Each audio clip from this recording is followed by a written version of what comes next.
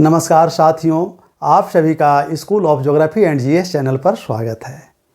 आज हम लोग क्लास 9th के बारे में अध्ययन करेंगे, ज्योग्राफी पढ़ेंगे। हम लोगों ने क्लास 8 तक सामाजिक विज्ञान सोशल साइंस में 3 विषय को पढ़ा है: इतिहास, हिस्ट्री, सिविक्स नागरिक जीवन और ज्योग्राफी भूगोल को। ये तीनों मिलकर सामाजिक विज्ञान का एक विषय बनता है। लेकिन जैसे ही हम क्लास 9th में जाते हैं तो इसमें एक और विषय जुड़ जाता है, अर्थशास्त्र, इकोनॉमिक्स। अर्थात सामाजिक विज्ञान के अंतर्गत 4 विषयों का अध्ययन करते हैं, जिसमें एक महत्वपूर्ण विषय है ज्योग्राफी भूगोल। तो आइए आज हम लोग ज्योग्राफी के पहले चैप्टर भारत की आकार और स्थिति, भारत साइज एंड लोकेशन के बारे में जानकारी ग्रहण करेंगे। वैसे तो इसमें कुल 6 चैप्टर हैं, लेकिन यह एक महत्वपूर्ण चैप्टर है क्योंकि सबसे पहले भारत के बारे में जानेंगे, तब उसके बाद आगे के चैप्टर में भारत की विशेषताओं के बारे में समझने का प्रयास करेंगे। और साथ में यह भी जान लेना यहाँ ज़रूरी है कि अभी जो एग्जामिनेशन का पैटर्न 9th क्लास का फाइनल में आता है, चलता है फाइनल एग्ज़ाम का, उसमें सामान्यतः ऑब्जेक्टिव क्वेश्चन जो मल्टीपल चॉइस के रूप में रहते हैं, 4 विकल्प दिए जाते हैं, उस रूप में रहते हैं। तो हम लोग यह भी ध्यान देते जाएंगे कि जिस चैप्टर को पढ़ेंगे उसमें किस किस प्रकार के प्रश्न पूछे जाएंगे। साथ में एक्टिविटीज़ पर भी हम लोग बल देंगे कि आप भी कुछ करिए, जिससे कि आपको अधिक समय तक वे बातें दिमाग में रहे और याद रहे। तो आइए हम लोग सबसे पहले शुरू करते हैं पहला चैप्टर, भारत आकार और स्थिति, साइज एंड लोकेशन के बारे में। तो आइए सबसे पहले विश्व के मानचित्र पर भारत की स्थिति को देखते हैं। यह हमारा संसार का प्राकृतिक मानचित्र है, फिजिकल मैप है। और हम लोगों ने पहले देखा है कि पृथ्वी को 2 बराबर भागों में बांटने वाली रेखा विषुवत रेखा इक्वेटर कहलाती है, जो ये 0 डिग्री है, अक्षांश है, इक्वेटर है, और यह पृथ्वी को 2 बराबर भागों में बांटती है। इसके उत्तरी भाग को उत्तरी गोलार्ध और दक्षिणी भाग को दक्षिणी गोलार्ध कहते हैं, नॉर्दर्न हेमिस्फीयर और साउदर्न हेमिस्फीयर। तो भारत जो यहाँ देख रहे हैं, यह भारत है विश्व के मानचित्र में। तो भारत 0 डिग्री से उत्तर में स्थित है, इसलिए भारत को उत्तरी गोलार्ध का देश, नॉर्दर्न हेमिस्फीयर का देश कहते हैं। उसी तरह से अगर देशांतर के दृष्टिकोण से देखें, लॉन्गिट्यूड के दृष्टिकोण से, तो ये 0 डिग्री देशांतर रेखा है, जिसे प्राइम मेरिडियन, प्रधान मध्याह्न रेखा भी कहते हैं। और इसके इस तरफ का भाग पश्चिमी देश यानी पश्चिम है, और इधर पूरब है, अर्थात ये पूर्वी देश कहलाता है। तो देशांतर के दृष्टिकोण से भारत पूरब में स्थित है, और अक्षांश के दृष्टिकोण से भारत उत्तरी गोलार्ध में उत्तर में स्थित है। अब प्रश्न यह उठता है कि भारत का ये अक्षांशीय और देशांतरीय विस्तार कितना डिग्री है। तो भारत 0 डिग्री से उत्तर में है, तो 0 डिग्री से हम उत्तर की ओर आएंगे तो ये 90 डिग्री पर ध्रुव स्थित होता है, पोल स्थित होता है। तो इसी के बीच कहीं ना कहीं होगा। तो 0 डिग्री से उत्तर की ओर आते हैं तो 8 डिग्री से शुरू होता है, और यहाँ लद्दाख सबसे उत्तर में है, केंद्र शासित प्रदेश है, 37 डिग्री तक उत्तर तक जाता है। उसी तरह से अगर देशांतर देखें तो चूंकि पूरब में है, तो ये गुजरात 68 डिग्री पूर्वी देशांतर से शुरू होता है और अरुणाचल प्रदेश तक 97 डिग्री तक जाता है। तो विश्व में भारत की यह स्थिति है, कहाँ स्थित है। अब भारत का अक्षांशीय और देशांतरीय विस्तार जो यहाँ देख रहे हैं, 8 डिग्री 4 मिनट नॉर्थ से 37 डिग्री 37 डिग्री 6 मिनट नॉर्थ तक है। और उसी तरह से देशांतरीय विस्तार 68 डिग्री 7 मिनट ईस्ट से 97 डिग्री 25 मिनट ईस्ट तक है। अर्थात भारत उत्तर में है और पूरब में है।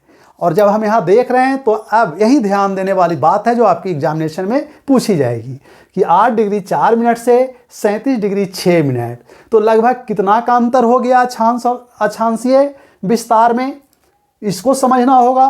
और उसी तरह से 68 डिग्री 7 मिनट से 97 डिग्री 25 मिनट ईस्ट में है, तो इसके विस्तार में कितना का अंतर हुआ। तो अब हम यहाँ देख रहे हैं, ये भारत के राजनीतिक मानचित्र में विषुवत रेखा के उत्तर में है, शुरू हो रहा है यहाँ से। ये भारत का मुख्य भूभाग है। मुख्य भूभाग जहाँ से शुरू हो रहा है, एक कन्याकुमारी है, तमिलनाडु का भाग है, और इसे केप कोमेरीन कहते हैं। अब यहाँ हमें जानना है कि केप कोमेरीन में केप क्या है, केप किसे कहते हैं। तो स्थल का वह भाग जो नुकीला भाग, जो समुद्र में घुसा हो, प्रोजेक्टेड हो, प्रक्षेपित होता हो, उसे ही केप कहा जाता है। जैसे आप लोगों ने विश्व में नाम सुना होगा Cape of Good Hope, Bharat में इतिहास में पढ़े होंगे। Vasco da Gama Cape of Good Hope होते हुए आया था भारत, कालीकट पहुंचा था। केप हॉर्न, तो ये सब केप के एग्जाम्पल हैं। उसी तरह से भारत का यह दक्षिणी भाग केप कॉमेरिन कन्याकुमारी है और यहीं से भारत दक्षिण में शुरू होता है और 8 डिग्री 4 मिनट से शुरू होता है और यहाँ लद्दाख में 37 डिग्री 6 मिनट पर खत्म होता है। यानी 8 डिग्री 4 मिनट से 37 डिग्री 6 मिनट। अब आप सोचिए कि कितना विस्तार हुआ। तो लगभग ये 30 डिग्री के आसपास भारत का ये अक्षांशीय विस्तार हो गया। उत्तरी गोलार्ध में स्थित है। अक्षांश देख लिए तो अक्षांशीय विस्तार लगभग कितना है, 8 डिग्री से 37 डिग्री, यानी लगभग 30 डिग्री के बीच अक्षांशीय विस्तार है, अक्षांश में फैला हुआ है। देशांतर अगर देखते हैं तो ये गुजरात में सबसे पूर्व में कौन है, गुजरात, और गुजरात में 68 डिग्री 7 मिनट से शुरू हो रहा है और 97 डिग्री 25 मिनट तक पूर्व में फैला हुआ है। अरुणाचल प्रदेश में आएंगे 25 डिग्री 68 डिग्री ईस्ट से 97 डिग्री ईस्ट, यानी लगभग यह भी विस्तार 30 डिग्री का है।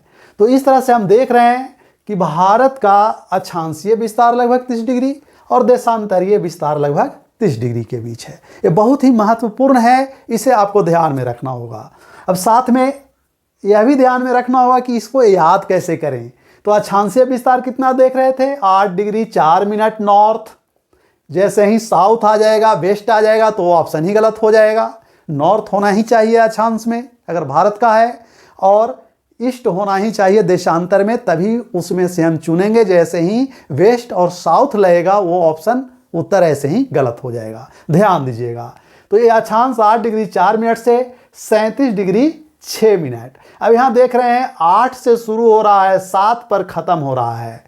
उसी तरह से देशांतर 8 68 8 से शुरू हो रहा है, 97 7 से ख़त्म हो रहा है। यानी दोनों ओर हम मिला लेंगे अगर ऑप्शन से कि 8 से शुरू हो रहा है 7 पर ख़त्म हो रहा है, तब हम उत्तर के नज़दीक पहुंच जाएंगे। दूसरी चीज़ बढ़ते क्रम में है, 8 डिग्री 4 मिनट से 6 मिनट, फिर 7 मिनट, 4 6 7 और फिर 25 मिनट। यानी कि जो डिग्री के बाद मिनट बढ़ रहा है, अक्षांश में 4 6, देशांतर में 7 25, यानी बढ़ते क्रम में है। तो इस तरह से हम दिमाग में बैठा सकते हैं भारत के अक्षांश और देशांतर को याद रखने में। अब आइए देखते हैं कर्क रेखा। तो कर्क रेखा के बारे में हम लोग पहले पढ़ चुके हैं। Tropic of Cancer, Tropic of Cancer 23.5 degree उत्तरी अक्षांश रेखा को कहते हैं और दक्षिणी अक्षांश रेखा को क्या कहते हैं। अब आप सोचिए, क्योंकि आप इसे क्लास 6 में ही पढ़ चुके हैं। उत्तरी अक्षांश रेखा जो 23.5 डिग्री है उसे कर्क रेखा कहते हैं, ट्रॉपिक ऑफ कैंसर। दक्षिणी 23.5 डिग्री अक्षांश रेखा को मकर रेखा कहते हैं, ट्रॉपिक ऑफ कैप्रिकॉर्न। तो चूंकि भारत उत्तर में है तो भारत से कर्क रेखा गुजरती है, और कर्क रेखा कहाँ गुजरती है, तो लगभग भारत के बीच से गुजरती है कर्क रेखा।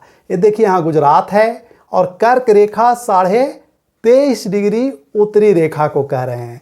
तो इस तरह से अगर हम आएंगे तो ये कर्क रेखा पर आ रहे हैं, और जब कर्क रेखा पर आ रहे हैं तो आपको लग रहा होगा कि 23.5 डिग्री उत्तरी अक्षांश यानी कर्क रेखा लगभग मध्य भाग से गुजरती है, थोड़ा सा उत्तर लग रहा है। अब यहाँ आपको ध्यान देना होगा कि भारत के किस किस राज्य से यह कर्क रेखा गुजर रही है। गुजरात, राजस्थान का यह भाग, मध्य प्रदेश। यहाँ अब आप अपने एटलस के मानचित्र में पहचानिएगा। देखिए उत्तर प्रदेश घुस रहा है, झारखंड है, छत्तीसगढ़ को टच कर रहा है कि नहीं, ये आप चेक कीजिएगा यहाँ अपने एटलस में। इधर झारखंड है, पश्चिम बंगाल है, त्रिपुरा है। तो किन किन राज्यों से गुजर रही है अब आपको अपने एटलस में चेक करना है, क्योंकि यहाँ से एक प्रश्न आएगा। यह क्रियाविधि है, एक्टिविटी है, जिसे आप अपने एटलस में चेक कीजिए। अब कर्क रेखा बीचों बीच गुजर रही है। तो इस तरह से हम लोगों ने देखा अक्षांशीय और देशांतरीय विस्तार।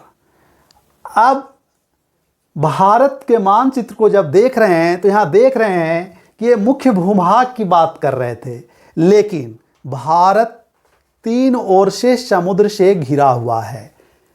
पश्चिम में अरब सागर, पूरब में बंगाल की खाड़ी और दक्षिण में हिंद महासागर। लेकिन हिंद महासागर दक्षिण में है तो यहाँ केप बन जा रहा है और कोई तट रेखा नहीं है। अर्थात 3 ओर से, ध्यान रखिए, 3 ओर से समुद्र से घिरने के बाद भी भारत का 2 ही तट रेखा है, पश्चिम तटीय भाग और पूर्वी तटीय भाग। दक्षिण में तट नहीं है क्योंकि वहाँ पॉइंट बन जा रहा है इस तरह से, केप कोमरीन है, इसलिए कोई तट रेखा नहीं है। एक अरब सागर में, अरबियन सी में, और एक बे ऑफ बंगाल में, इस तरह से। अब ये जो सागर है, समुद्र में यहाँ देख रहे हैं, ये लक्षद्वीप समूह है और यहाँ अंडमान निकोबार द्वीप समूह है, यानी मुख्य भूभाग के साथ साथ द्वीप समूह भी हैं। भारत की स्थिति के बाद अगर आकार पर नज़र डालें तो भारत का क्षेत्रफल 32.8 लाख वर्ग किलोमीटर है। 32,87,263 वर्ग किलोमीटर है, अर्थात लगभग 32.8 लाख वर्ग किलोमीटर। यह विश्व का 2.4% क्षेत्रफल पर फैला हुआ देश है, जो विश्व का 7वां बड़ा देश है। अब आप विश्व के मानचित्र या एटलस पर देखिए कि भारत से कौन बड़े बड़े देश हैं। अगर विश्व के मानचित्र पर भारत से बड़े देशों को देखें तो हमें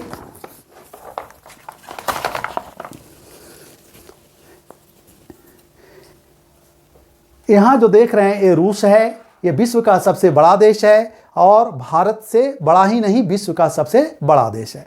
रूस के बाद कनाडा दूसरा बड़ा देश है।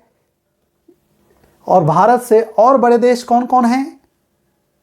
यूएसए यानी संयुक्त राज्य अमेरिका, चीन, ब्राज़ील, ऑस्ट्रेलिया। तो एक रूस, दूसरा कनाडा, तीसरा संयुक्त राज्य अमेरिका, चीन, ब्राज़ील और ऑस्ट्रेलिया।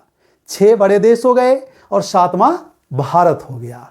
अब आप यह भी जानने का प्रयास कीजिए कि भारत के बाद 8वां बड़ा देश कौन है, अर्थात क्षेत्रफल में भारत से जस्ट छोटा देश कौन है। अब आप 2 देशों को देखने का प्रयास कीजिएगा। 7वां भारत है, 8वां और 9वां को। अर्जेंटीना को ढूंढने का प्रयास कीजिएगा दक्षिण अमेरिका में और पता कीजिए कि क्या वह भारत से जस्ट छोटा है, विश्व का 8वां बड़ा देश है या 9वां बड़ा देश। आपको उत्तर वहीं मिलेगा। अब आप यह भी पता करने का प्रयास कीजिए कि जो भारत से बड़े देश हैं उसकी राजधानी कहाँ है। जैसे मान लिया जाए कि रूस की राजधानी मास्को है, तो मास्को को विश्व के मानचित्र में खोजिए, एटलस में खोजिए। अब यह भी वहाँ साथ में देखिए कि मास्को के आसपास से कोई नदी बहती है, तो मास्को के पास बहने वाली नदी मस्कोवा है, जिसके नाम पर ही मास्को पड़ा है। तो इस तरह से ये बड़े देशों की राजधानियों को खोजिए, पता लगाइए और नोट कीजिए तथा उसकी विशेषताओं को भी जानने का प्रयास कीजिए। अब भारत से बड़े देशों को जानने के बाद, यानी भारत के आकार को जानने के बाद, यह देखेंगे कि भारत की सीमा रेखा। अब भारत की सीमा रेखा देख रहे हैं तो ये जो उजला भाग जितना दिखाई दे रहा है सब स्थलीय सीमा रेखा है, इस तरह से। और यहाँ देखिए बांग्लादेश ऐसे है, और जो नीला दिखाई दे रहा है, नीला चूंकि जल होता है तो ये जलीय सीमा रेखा है। तो भारत के पास स्थलीय सीमा रेखा भी है और जलीय सीमा रेखा भी है। अब स्थलीय सीमा रेखा जो यहाँ देख रहे हैं 15,200 किलोमीटर है। देखिए यहाँ से शुरू हो रहा है और इस तरह से ये स्थलीय सीमा रेखा है जो 15,200 किलोमीटर क्षेत्रफल पर फैला हुआ है। अभी आपको पता लगाना है कि भारत के उत्तर और पश्चिम में कौन सा देश है। पाकिस्तान है। यहाँ उत्तर में कौन सा देश है, तो एक चाइना दिखाई दे रहा है, बड़ा देश है, और एक यहाँ नेपाल है, भूटान है। पूर्वोत्तर भारत में यहाँ देख रहे हैं म्यांमार है, और ये बांग्लादेश की स्थिति है। अब कौन कौन से राज्य भारत के बांग्लादेश को छू रहे हैं, ये भारत के मानचित्र पर पता कीजिए। ये सब आपका काम है, एक्टिविटी है। और जब आप एटलस को उल्टेंगे देखेंगे तब आपके दिमाग में भारत के आकार, स्थिति, उसके चारों ओर के देशों का स्पष्ट एक रेखा चित्र उभरेगा। तो बांग्लादेश के चारों ओर कौन कौन से राज्य फैले हुए हैं, जैसे एक उदाहरण यहाँ देख रहे हैं जो हरा रंग का है, काफ़ी क्षेत्र को घेरे हुए है, ये पश्चिम बंगाल है। पश्चिम बंगाल है। इधर देख रहे हैं ये पीला वाला असम है, मेघालय है, इधर त्रिपुरा है। तो इस तरह से यहाँ मेघालय 2 जगहों पर बांग्लादेश को छू रहा है, इस जगह भी और इस जगह भी। तो ये आप देखिए कि कौन कौन से राज्य किस देश की सीमा को छू रहे हैं, अपने एटलस या मानचित्र में देखने का प्रयास कीजिए। स्थलीय सीमा फिर सबसे अधिक किस देश के साथ भारत की लग रही है, तो सबसे अधिक स्थलीय सीमा भारत की बांग्लादेश के साथ लगती है। बांग्लादेश को कई राज्य की सीमाएं छू रही है, सबसे अधिक सीमा रेखा बांग्लादेश के साथ यहाँ लग रही है। अब जलीय सीमा रेखा की बात करें तो जलीय सीमा रेखा में देख रहे हैं कि भारत की जलीय सीमा रेखा 7,516.6 किलोमीटर है। तो ये जो जलीय सीमा 7,516.6 किलोमीटर है, इसमें मुख्य भूभाग की सीमा रेखा जो जल से घेरे हुए हैं, और ये जो द्वीप समूह हैं इसकी भी सीमा रेखाएं जितनी भी होगी ये शामिल है इसमें। अगर केवल मुख्य भूभाग की सीमा रेखा को देखेंगे तो ये कम जाएगा, और मुख्य भूभाग की सीमा रेखा 6,100 किलोमीटर है, मुख्य भूभाग की सीमा रेखा है। अब यहाँ देख रहे हैं कि भारत के कौन कौन से राज्य हैं जो समुद्री सीमा को छू रही है।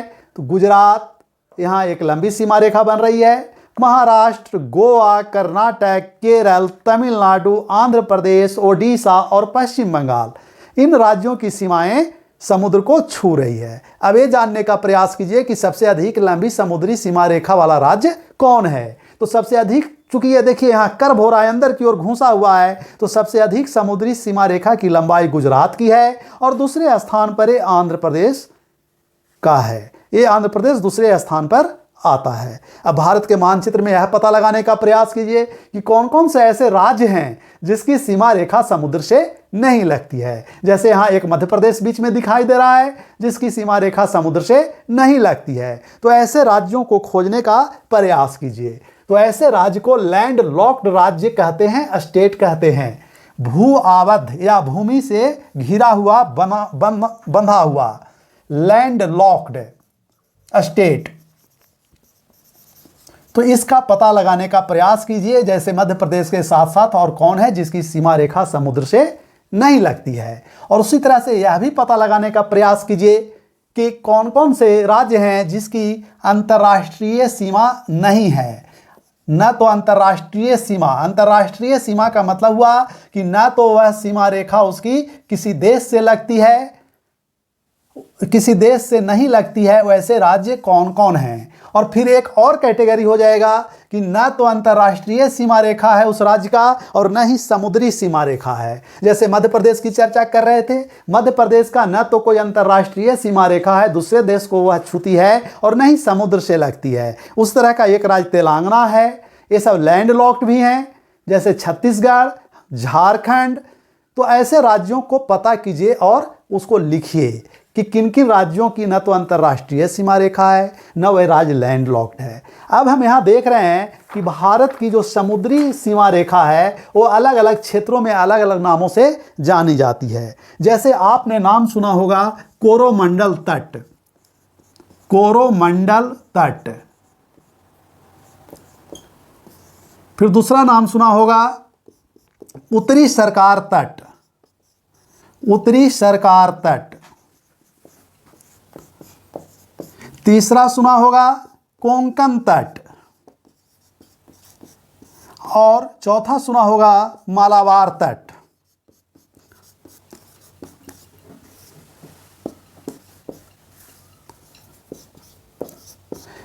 अब आप पहचान कीजिए कि कौन सी समुद्री सीमा रेखा किस राज्य के तट पर फैला हुआ है। ये भारत के समुद्री सीमा तट का नाम है।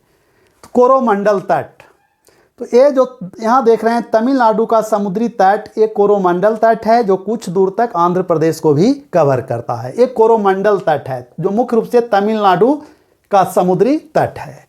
ये ओडिशा का तट उत्तरी सरकार तट कहलाता है, यानी कि हमारा पूर्वी समुद्री सीमा रेखा कोरोमंडल तट और उत्तरी सरकार तट के नाम से जाना जाता है। अब यहाँ देख रहे हैं एक कोंकण तट है पश्चिम में, कोंकण तट महाराष्ट्र और गोवा का तट, और उसी तरह से मालाबार तट एक केरल का तट मालाबार तट है। तो भारत के 4 प्रमुख तट रेखा हैं जो अलग अलग नामों से जाना जाता है। अब हम लोग भारत और उसके पड़ोसी देश के बारे में जानेंगे कि भारत के कौन कौन से पड़ोसी देश हैं जो आपके पाठ्यक्रम में सिलेबस में दिया हुआ है। तो भारत के पड़ोसी देशों में अभी हम लोग देख रहे थे पाकिस्तान, चीन, नेपाल, भूटान, म्यांमार और बांग्लादेश है, जिसमें बांग्लादेश के साथ भारत की सबसे लंबी सीमा रेखा लगती है। अब भारत की जो बहुत ही कुछ विशेषताएं हैं उसमें भारत के उत्तरी भाग में, अगर भारत के उत्तरी भाग को देखते हैं, भारत के उत्तर में बल्लित पर्वत है। ये भाग बल्लित पर्वत है जो हिमालय है, फोल्ड माउंटेन, नवीन मुर्दार पर्वत, तो उत्तरी भाग में मुर्दार पर्वत है। यहाँ उत्तर पश्चिम में प्राचीन जो अब अवशिष्ट पर्वत के रूप में रह गया है अरावली है। पूर्वोत्तर पर्वत श्रृंखलाएं जो हिमालय का ही विस्तार है, पूर्वोत्तर पर्वत श्रृंखलाएं जो पूर्वी राज्यों में फैला हुआ है, इन राज्यों में। उसी तरह से पश्चिमी तट पर पश्चिमी घाट पर्वत है, पश्चिमी घाट पर्वत, और पूरब में जो कटा छटा है, नदियों द्वारा काट छांट दिया गया है, ये पूर्वी घाट पर्वत है। और पश्चिमी घाट पर्वत और पूर्वी घाट पर्वत जहां दोनों मिलते हैं, ये नीलगिरी गांठ का निर्माण करता है, अर्थात नीलगिरी पर्वत है। तो इस तरह से कई पर्वत हैं। और यह दक्षिण का भाग जो चारों उत्तर में गंगा के मैदान से, इधर पश्चिम में पश्चिमी घाट, पूरब में पूर्वी घाट से घिरा हुआ है, ये पठार है, अर्थात यह भाग पठारी भाग है पूरा का पूरा, और जिसे दक्कन पठार भी कहा जाता है। ये प्रायद्वीपीय पठार है, पेनिनसुलर प्लेटू। प्रायद्वीप किसे कहते हैं? तो स्थल का वह भाग जो 3 ओर से जल से घिरा हो, जैसे पश्चिम में अरब सागर, पूरब में बंगाल की खाड़ी, दक्षिण में हिंद महासागर, और उत्तर में स्थलीय भाग है, अर्थात जो 3 ओर जल से घिरा हो और 1 ओर स्थल से घिरा हो, उसे प्रायद्वीप पेनिनसुला कहते हैं। और ये पूरा का पूरा पठार है। तो दक्षिण का पठार, उत्तर में पर्वत, और इन दोनों के बीच में गंगा नदी का मैदान है। तो इस तरह से भारत फैला हुआ है। अब एक चीज़ और यहाँ जानना है कि भारत का ये जो पूर्वी भाग है, भारत का जो ये पश्चिमी भाग है, पश्चिमी भाग गुजरात, पूर्वी भाग अरुणाचल प्रदेश, तो इन दोनों के बीच देशांतर का अंतर लगभग 30 डिग्री है। और हम पहले पढ़ चुके हैं कि 1 डिग्री देशांतर बराबर 4 मिनट समय का अंतर होता है, और यहाँ अंतर है 30 डिग्री का। तो 30 डिग्री बराबर हो गया 30 गुने 4 बराबर 120 मिनट, अर्थात 2 घंटा। तो भारत के पश्चिमी भाग गुजरात और पूर्वी भाग अरुणाचल प्रदेश के बीच समय का अंतर 2 घंटे का हो जाता है। अब इसके कारण अरुणाचल प्रदेश में यानी पूर्वी भाग में 2 घंटा पहले सूर्योदय होगा। अगर यहाँ 6 बजे सुबह में होगा तो गुजरात में पीछे होगा, 8 बजे सुबह होगा। सूर्योदय 2 घंटा लेट से होगा। शाम की भी वही स्थिति होगी, यहाँ पहले हो जाएगा अरुणाचल प्रदेश में पूरब में, और गुजरात में बाद में होगा। यानी समय में 2 घंटे का अंतर होगा। इसलिए भारत का मानक समय उत्तर प्रदेश के मिर्जापुर से 82.5 डिग्री, ये 82.5 डिग्री पूर्वी देशांतर है, और इससे लिया गया है IST। IST का मतलब हुआ इंडियन स्टैंडर्ड टाइम 82.5 डिग्री पूर्वी देशांतर, जो उत्तर प्रदेश के मिर्जापुर से होकर गुजर रही है। ये लगभग बीचों बीच रखने का प्रयास किया गया कि दोनों ओर की समय में ज़्यादा अंतर न हो, लगभग बराबर हो। अब आपको एक चीज़ और करना होगा, यह जानना होगा कि ये IST इंडियन स्टैंडर्ड टाइम का 82.5 डिग्री का जो देशांतर रेखा है वो किन किन राज्यों से होकर गुजर रही है। जैसे यहाँ देख रहे हैं उत्तर प्रदेश, छत्तीसगढ़, ओडिशा, आंध्र प्रदेश, तमिलनाडु बाहर है। तो इस तरह से किन किन राज्यों से गुजर रही है। तो इस तरह से हम लोगों ने इस चैप्टर के अंतर्गत भारत के आकार और स्थिति को जानने का प्रयास किया है। साथ में आपको कुछ कार्य करने के लिए भी दिया गया है। अब हम लोग वीडियो के अगले भाग में इस चैप्टर से बनने वाले महत्वपूर्ण प्रश्नों पर चर्चा करेंगे और साथ में एक अलग वीडियो में भारत के राज्यों को देखने का प्रयास करेंगे कि भारत के कौन से राज्य किधर हैं और इसको कैसे हम आसानी से याद कर सकते हैं, कैसे एक बार में पूरे राज्यों का नाम बता सकते हैं, उसकी राजधानी का नाम बता सकते हैं। बहुत बहुत धन्यवाद। Thank you.